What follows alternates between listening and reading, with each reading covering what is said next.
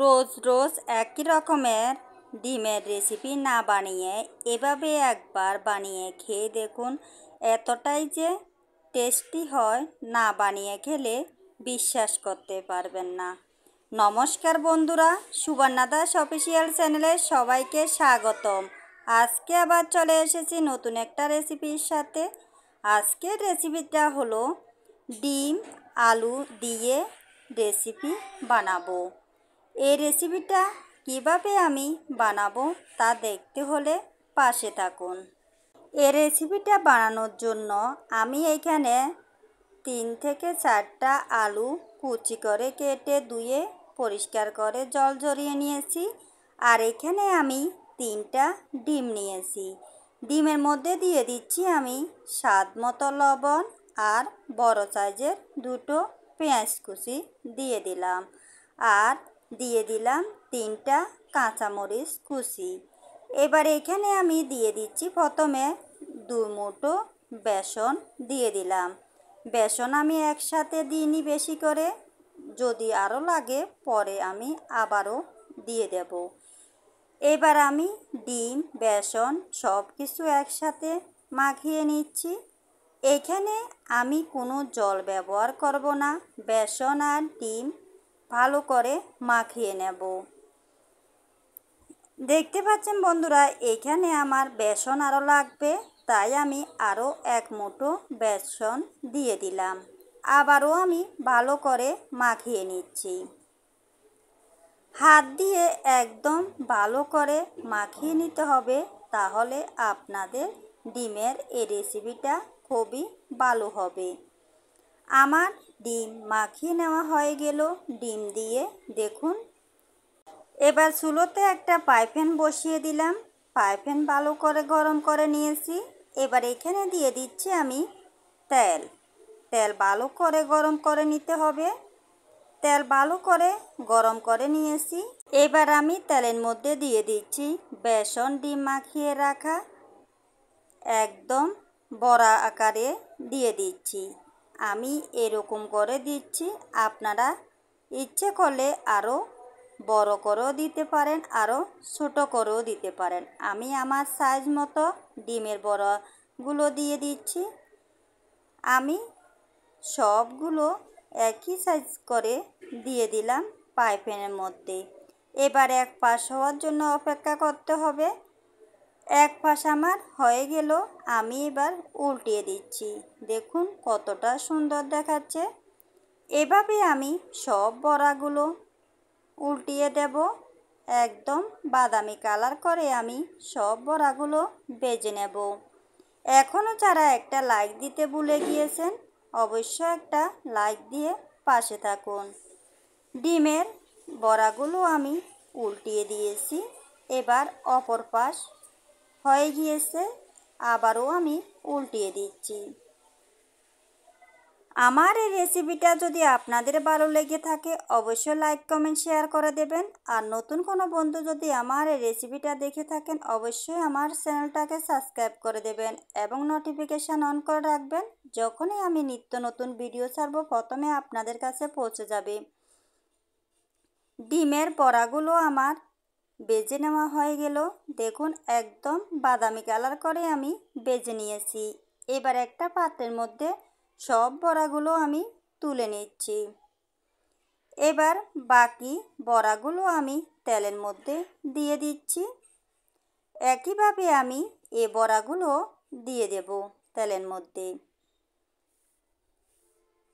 এই রেসিপিটা বানানো একদম সহজ, একদম কম সময়ে বানিয়ে নিতে পারবেন। এই বড়াগুলো আমি দিয়ে দিয়েছি। এবার এক পাশ হয়ে গিয়েছে, আমি উল্টিয়ে দিচ্ছি। একই রকম করে আমি বাদামি কালার করে এই বড়াগুলো ভেজে নিয়েছি। সব বড়াগুলো আমি একটা পাত্রের মধ্যে আবারও তুলে নিচ্ছি। আপনারা যদি এই রেসিপিটা কোনো দিন না খেয়ে থাকেন, অবশ্যই একবার বানিয়ে খেয়ে দেখবেন, খুবই ভালো লাগবে। এবার চুলোতে আমি একটা কড়াই বসিয়ে দিলাম। কড়াইয়ের মধ্যে আমি যে বড়া ভাজার পর তেল রয়েছে, তেলগুলো আমি কড়াইয়ের মধ্যে দিয়ে দিলাম। এবার তেলের মধ্যে দিয়ে দিলাম পেঁয়াজ কুচি। পেঁয়াজ কুচি একটু ভেজে নেব হালকা বাদামি কালার করে। কিছুক্ষণ নাড়াচাড়া করার পর পেঁয়াজ কুচি আমার ভেজে নেওয়া হয়ে গেল। এবার এখানে আমি দিয়ে দিচ্ছি কুচি করা আলু। আলু প্রথমে আমি ভালো করে তেলের সাথে কিছুক্ষণ ভেজে নেব লবণ হলুদ ছাড়া। লবণ হলুদ ছাড়া প্রথমে এইভাবে ভেজে নিলে আলু থেকে যে জল বেরিয়ে যাবে তা শুকিয়ে যাবে, লবণ দিলে আর জল বের হবে না। এবার এখানে আমি দিয়ে দিলাম স্বাদ মতো লবণ, হাফ চামচ পরিমাণে হলুদের গুঁড়ো দিয়ে দিলাম। এবার লবণ হলুদের গুঁড়ো দিয়ে ভালো করে আমি আলুগুলো ভেজে নেব। আপনারা কে কে এই রেসিপিটা বানিয়ে খেয়েছেন অবশ্যই একটা কমেন্ট করে জানাবেন। আর যদি না খেয়ে থাকেন অবশ্যই একবার রান্না করে খাবেন, খুবই ভালো লাগবে। রোজ রোজ একই রকম না বানিয়ে এরকম একটা রেসিপি যদি বানানো হয় গরম গরম ভাতের সাথে বা রুটি পরোটার সাথে খুবই জমে যাবে। এভাবে কিছুক্ষণ পর পর নাড়াচাড়া করে আমি আলুগুলো ভালো করে ভেজে নিচ্ছি। দেখুন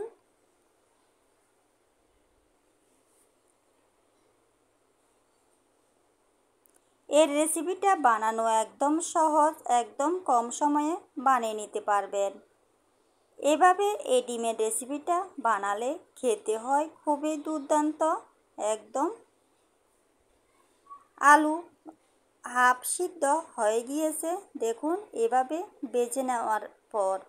এবার এখানে আমি দিয়ে দিচ্ছি হাফ চামচ পরিমাণে জিরের গুঁড়ো, হাফ চামচ পরিমাণে ধনিয়ার গুঁড়ো আর দিয়ে দিচ্ছি আমি 1 চামচ পরিমাণে মরিচের গুঁড়ো। এবার এই মশলার সাথে আমি 2-3 মিনিটের মতো ভেজে নেব। এই সময় চুলোর আঁচটা মিডিয়াম আঁচে দিয়ে ভেজে নিতে হবে, না হলে যে মশলা দিয়েছি মশলা পুড়ে যেতে পারে। এভাবে কিছুক্ষণ পর পর ভালো করে নাড়িয়ে দিতে হবে। এভাবে আমি মশলার সাথে আলু ভালো করে ভেজে নিয়েছি। এবার এখানে আমি দিয়ে দিচ্ছি পরিমাণ মতো জল। জল একদম বেশি দিতে যাবেন না, পরিমাণ মতো জল দিতে হবে যাতে মশলা আলু ভালো করে সিদ্ধ হয়ে যায়। আমি আমার পরিমাণ মতো জল দিয়ে দিলাম। এবার ভালো করে নাড়িয়ে দিচ্ছি। এবার এখানে আমি দিয়ে দিচ্ছি ভেজে রাখা ডিমের বড়াগুলো দিয়ে দিলাম। ডিমের বড়া দিয়ে আবারও ভালো করে নাড়িয়ে দিচ্ছি। এবার চুলোর আঁচটা একটু বাড়িয়ে দেব। এবার কিছুক্ষণের জন্য আমি এই রেসিপিটা ঢাকনা দিয়ে রাখবো, তাহলে আলুও একদম ভালো করে সিদ্ধ হয়ে যাবে। ঢাকনা দিয়ে আমি 5 মিনিট মতো রেখেছি। ঢাকনা তুলে নিলাম। ঢাকনা তুলে নেওয়ার পর আমি ভালো করে উপর নিচ করে নাড়িয়ে দিচ্ছি। এখানে যে জল দিয়েছি জল প্রায় কমিয়ে গিয়েছে। আমি আবারও কিছুক্ষণের জন্য ঢাকনা দিয়ে রাখলাম। ঢাকনা আবার তুলে নিয়েছি 5 মিনিট পর। আবারও আমি ভালো করে নাড়িয়ে দিচ্ছি। এভাবে আমি এখানে যে জল দিয়েছি জলগুলো একদম শুকিয়ে নেব। আলু আমার একদম সিদ্ধ হয়ে গিয়েছে। এতক্ষণ আমার পাশে থেকে আমার এই ভিডিওটা ফুল ওয়াচ করার জন্য নতুন বন্ধু পুরাতন বন্ধু সকলকে ধন্যবাদ। এবার আমি এখানে দিয়ে দিচ্ছি হাফ চামচের মতো গরম মশলার গুঁড়ো দিয়ে দিলাম। গরম মশলার গুঁড়ো দিয়ে ভালো করে নাড়িয়ে আমি আরও 2 মিনিটের মতো রান্না করে নেব। এখানে যে জল দিয়েছি জলও একদম শুকিয়ে গেছে। দেখুন আমার এই রেসিপিটা রান্না করা একদম কমপ্লিট হয়ে গেল। এবার আমি চুলোর আঁচটা বন্ধ করে দিলাম। দেখুন কতটা সুন্দর হয়েছে। এবার আমি পরিবেশনের জন্য নামিয়ে নিচ্ছি। দেখতে যেমন সুন্দর হয়েছে, খেতেও খুব দুর্দান্ত লেগেছে। আজ এ পর্যন্তই বন্ধুরা, সবাই ভালো থাকবেন, সুস্থ থাকবেন। আবার চলে আসবো একটা নতুন রেসিপির সাথে। সবাই ভালো থাকবেন, সুস্থ থাকবেন। আর আমার এই রেসিপিটা কেমন হয়েছে অবশ্যই একটা কমেন্ট করে জানাবেন।